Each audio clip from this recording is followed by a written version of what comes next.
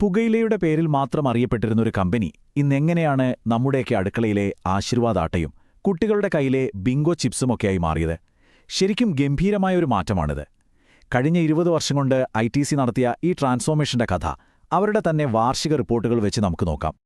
അപ്പോൾ നമ്മുടെ മുന്നിലുള്ള ഏറ്റവും വലിയ ചോദ്യം ഇതാണ്: എങ്ങനെയാണ് ഒരു സിഗരറ്റ് ഭീമൻ ഇന്ന് ഇന്ത്യയിലെ ഓരോ വീട്ടിലും എത്തുന്ന ഒരു ബ്രാൻഡായി മാറിയത്? ഈ യാത്രയുടെ ഓരോ ഘട്ടത്തിലേക്ക് നമുക്ക് വിശദമായിട്ടൊന്നിറങ്ങിച്ചെല്ലാം. ഓക്കെ, അപ്പോൾ നമ്മൾ ഈ യാത്രയെ 5 ഭാഗങ്ങളായിട്ടാണ് നോക്കുന്നത്. ആദ്യം ITCയുടെ ആ വലിയ മാറ്റം, പിന്നെ അവർ അടിത്തറയിട്ട ആ ആദ്യത്തെ കുറേ വർഷങ്ങൾ, അത് കഴിഞ്ഞ് കാര്യങ്ങൾ സ്പീഡിലാക്കിയൊരു കാലഘട്ടം, പിന്നെ ഇന്നത്തെ പുതിയ ITC എങ്ങനെ ഇരിക്കുന്നുവെന്നും അവസാനം ഒരു ഇൻവെസ്റ്ററുടെ കണ്ണിലൂടെ ഈ കമ്പനിയെ എങ്ങനെ കാണാമെന്നും നമ്മൾ പരിശോധിക്കും. നമ്മുടെ ഈ കഥ തുടങ്ങുന്നത് ഏകദേശം 2006-ലാണ്. ആ സമയത്ത് ITC എന്ന് പറഞ്ഞാൽ എല്ലാവരുടെയും മനസ്സിൽ വരുന്നത് അവരുടെ സിഗരറ്റ് ബിസിനസ് തന്നെയായിരുന്നു. അവരുടെ വരുമാനത്തിന്റെ സിംഹഭാഗവും വന്നിരുന്നത് അതിൽ നിന്നാണ്. പക്ഷേ അവിടെ തന്നെ ഒരു മാറ്റത്തിന്റെ കാറ്റ് വീശി തുടങ്ങിയിരുന്നു. തുടക്കം മുതലേ അവരുടെ പ്ലാൻ വളരെ വ്യക്തമായിരുന്നു. 2008-ലെ വാർഷിക റിപ്പോർട്ടിൽ അവർ കൃത്യമായി പറയുന്നുണ്ട്, സിഗരറ്റിനു പുറത്ത് പുതിയ വളർച്ചാ മേഖലകൾ കണ്ടെത്തണമെന്ന്. ഇതൊരു വെറും പറച്ചിലായിരുന്നില്ല. ശരിക്കും പറഞ്ഞാൽ പതിറ്റാണ്ടുകൾ നീളുന്ന ഒരു വലിയ പദ്ധതിയുടെ തുടക്കമായിരുന്നു അത്. ഇനി ഈ സ്ലൈഡിലെ കണക്കുകൾ നോക്കൂ. ഇത് വളരെ ഇൻട്രസ്റ്റിംഗ് ആണ്. 2010-ലെ ഡേറ്റയാണ്. സിഗരറ്റ് ബിസിനസ്സിൽ നിന്ന് അവർക്ക് കിട്ടിയ ലാഭം ഏതാണ്ട് 5000 കോടി രൂപയാണ്. അതേസമയം അവരുടെ പുതിയ FMCG ബിസിനസ്, അതായത് ആശീർവാദം, ബിങ്കോയുമൊക്കെ ഉൾപ്പെടുന്ന വിഭാഗം 350 കോടി രൂപ നഷ്ടത്തിലാണ്. അപ്പോൾ ഇതിൽ നിന്ന് എന്താ മനസ്സിലാക്കേണ്ടത്? പുതിയൊരു സാമ്രാജ്യം കെട്ടിപ്പടുക്കാൻ എത്ര വലിയ റിസ്ക് എടുത്താണ് അവർ പണം മുടക്കിയിരുന്നതെന്ന് ഈ കണക്കുകൾ നമുക്ക് കാട്ടിത്തരുന്നു. ശരി, ഇനി നമുക്ക് യാത്രയുടെ ആദ്യഘട്ടത്തിലേക്ക് കടക്കാം. അടിസ്ഥാനമിട്ട ആ വർഷങ്ങൾ. ഒരു പുതിയ ബിസിനസ് കെട്ടിപ്പടുക്കാൻ പണം മാത്രം പോരാ, നല്ല ക്ഷമയും ദീർഘവീക്ഷണവും വേണമെന്ന് ITC തെളിയിച്ചൊരു കാലഘട്ടമാണിത്. ഈ ചാർട്ട് കണ്ടാൽ മതി ആ വെല്ലുവിളിയുടെ വലിപ്പം മനസ്സിലാക്കാൻ. 2006-ല് ഏകദേശം 1700 കോടി രൂപയായിരുന്ന വരുമാനം 10 വർഷം കൊണ്ട് 9000 കോടിക്ക് മുകളിലേക്കെത്തി. അതായത് 5 ഇരട്ടിയിൽ കൂടുതൽ വളർച്ച.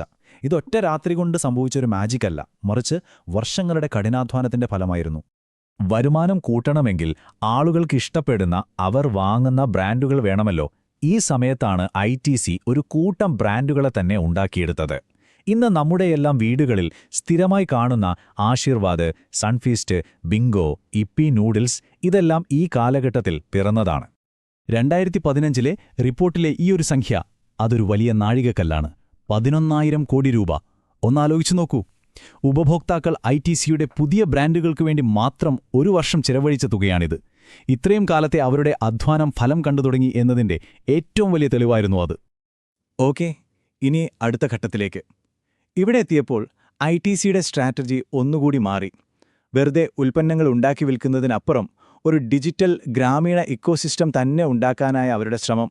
2016-ല് അവരവരുടെ ഏറ്റവും വലിയ ലക്ഷ്യം ലോകത്തോട് വിളിച്ചു പറഞ്ഞു. അതൊരു ചെറിയ ലക്ഷ്യമായിരുന്നില്ല. പുതിയ FMCG ബിസിനസ്സിൽ നിന്ന് മാത്രം 1,00,000 കോടി രൂപയുടെ വരുമാനം. ഇന്ത്യയിലെ പല വലിയ കമ്പനികളുടെയും മൊത്തം വരുമാനത്തേക്കാൾ വലിയൊരു സംഖ്യയാണിത്. ശരിക്കും ഒരു വലിയ സ്വപ്നം തന്നെയായിരുന്നു അത്. ITCയുടെ ഗ്രാമീണ മാർക്കറ്റ് പിടിക്കാനുള്ള തന്ത്രത്തിന്റെ നട്ടെല്ലായിരുന്നു ഈ ജൗപാൽ. വളരെ ലളിതമാണ് സംഭവം. ടെക്നോളജി ഉപയോഗിച്ച് കർഷകർക്ക് ആവശ്യമായ വിവരങ്ങൾ നൽകുന്നു. ഇതിലൂടെ ITCക്ക് 2 ഗുണമുണ്ടായി. ഒന്ന്, അവരുടെ ബിസിനസ്സുകൾക്ക് ആവശ്യമായ നല്ല ക്വാളിറ്റിയുള്ള അസംസ്കൃത വസ്തുക്കൾ കർഷകരിൽ നിന്ന് നേരിട്ട് കിട്ടി. 2, അതേ ഗ്രാമങ്ങളിൽ അവരുടെ FMCG ഉൽപ്പന്നങ്ങൾ വിൽക്കാൻ ഒരു വലിയ മാർക്കറ്റും കിട്ടി. ഒരു വിൻ വിൻ സ്ട്രാറ്റജി. അവരുടെ ഗ്രാമീണ തന്ത്രം കാലത്തിനനുസരിച്ച് എങ്ങനെയാണ് മാറിയതെന്ന് ഈ ടൈം ലൈൻ വ്യക്തമായി കാണിക്കുന്നുണ്ട്. തുടക്കത്തിൽ വിവരങ്ങൾ നൽകുന്ന ചെറിയ കിയോസ്കുകൾ, പിന്നെ അതൊരു സർവീസ് ഹബ്ബായി, അവസാനം ഫിസിക്കലും ഡിജിറ്റലും ചേർന്ന, അതായത് ഒരു ഫിജിറ്റൽ ഇക്കോസിസ്റ്റമായി അത് വളർന്നു. നമുക്ക് വീണ്ടും കണക്കുകളിലേക്ക് വരാം.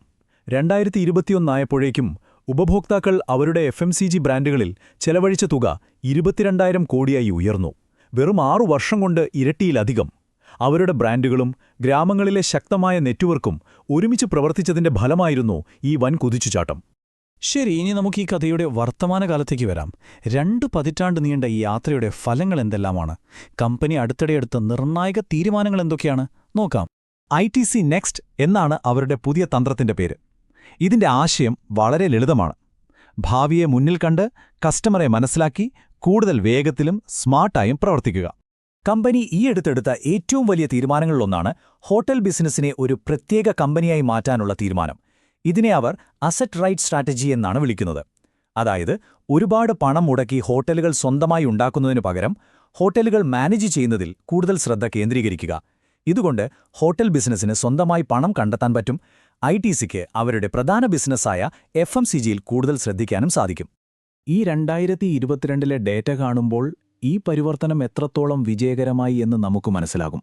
പണ്ട് സിഗരറ്റ് മാത്രമായിരുന്നുവെങ്കിൽ ഇന്ന് കഥയാകെ മാറി. FMCG മറ്റുള്ളവ എന്ന വിഭാഗം, അതായത് നമ്മുടെ ആശീർവാദും സൺഫീസ്റ്റുമൊക്കെ ഇപ്പോൾ കമ്പനിയുടെ മൊത്തം വരുമാനത്തിന്റെ 27% സംഭാവന ചെയ്യുന്നു. കമ്പനിയുടെ ഘടന തന്നെ അടിമുടി മാറിയിരിക്കുന്നു. ഈ ചോപ്പാലിന്റെ അടുത്ത ലെല്ലാണ് ഈ ITC മാർസ്. ടെക്നോളജി ഉപയോഗിച്ച് അഗ്രികൾച്ചർ രംഗത്ത് പുതിയ മാറ്റങ്ങൾ കൊണ്ടുവരാൻ കമ്പനി ഇപ്പോഴും ശ്രമിച്ചുകൊണ്ടിരിക്കുന്നു എന്നതിന്റെ ഏറ്റവും പുതിയ തെളിവാണിത്. അപ്പോൾ എത്രയും വലിയൊരു മാറ്റത്തിലൂടെ കടന്നുപോയ ITCയെ ഒരു നിക്ഷേപകൻ ഇന്ന് എങ്ങനെയാണ് കാണേണ്ടത്? എന്തൊക്കെയാണ് കമ്പനിയുടെ ശക്തികൾ? എന്തൊക്കെയാണ് മുന്നിലുള്ള വെല്ലുവിളികൾ? നമുക്ക് നോക്കാം. ഒരു സൈഡിൽ നോക്കുകയാണെങ്കിൽ പലതരം ബിസിനസ്സുകളിലായി ശക്തമായ ബ്രാൻഡുകൾ, രാജ്യമെമ്പാടും എത്തുന്ന വിതരണ ശൃംഖല, ഇതൊക്കെ ITCയുടെ വലിയൊരു ശക്തിയാണ്. പക്ഷേ മറുവശത്ത് ചില പ്രശ്നങ്ങളുമുണ്ട്. സിഗരറ്റ് ബിസിനസ്സിന്മേലുള്ള വലിയ നികുതി, FMCGയിലെ കടുത്ത മത്സരം, പിന്നെ ഗവൺമെന്റ് നിയമങ്ങളിൽ വരുന്ന മാറ്റങ്ങൾ, ഇതൊക്കെ തന്നെയാണ് പ്രധാന വെല്ലുവിളികൾ. അപ്പോൾ ഈ 20 വർഷത്തെ യാത്രയിൽ നിന്ന് നമുക്ക് പഠിക്കാൻ പറ്റുന്ന 3 കാര്യങ്ങൾ ഇവയാണ്. 1. തന്ത്രപരമായ ക്ഷമ. നല്ലൊരു റിസൾട്ടിനായി വർഷങ്ങളോളം കാത്തിരിക്കാനുള്ള കഴിവ്. 2. ബ്രാൻഡ് ഉണ്ടാക്കിയെടുക്കാനുള്ള കഴിവ്. 3. അവരുടെ കയ്യിലുള്ള പല ബിസിനസ്സുകളെയും ഒരുമിച്ച് പ്രവർത്തിപ്പിച്ച് നേട്ടമുണ്ടാക്കാനുള്ള കഴിവ്. അപ്പോൾ അവസാനത്തെ ചോദ്യം ഇതാണ്. 2 പതിറ്റാണ്ടുകൊണ്ട് അവരുടെ പുതിയ വളർച്ചാ എഞ്ചിൻ അവർ നിർമ്മിച്ചെടുത്തു. ഇനി ഇന്ത്യയിലെ FMCG വിപണിയിലെ 1-ാം സ്ഥാനക്കാരനാകാനുള്ള മത്സരത്തിൽ ITCക്ക് ജയിക്കാൻ കഴിയുമോ? ഈ വലിയ യാത്രയുടെ അടുത്ത അധ്യായം എന്തായിരിക്കും? നമുക്ക് കാത്തിരുന്ന് കാണാം. നന്ദി.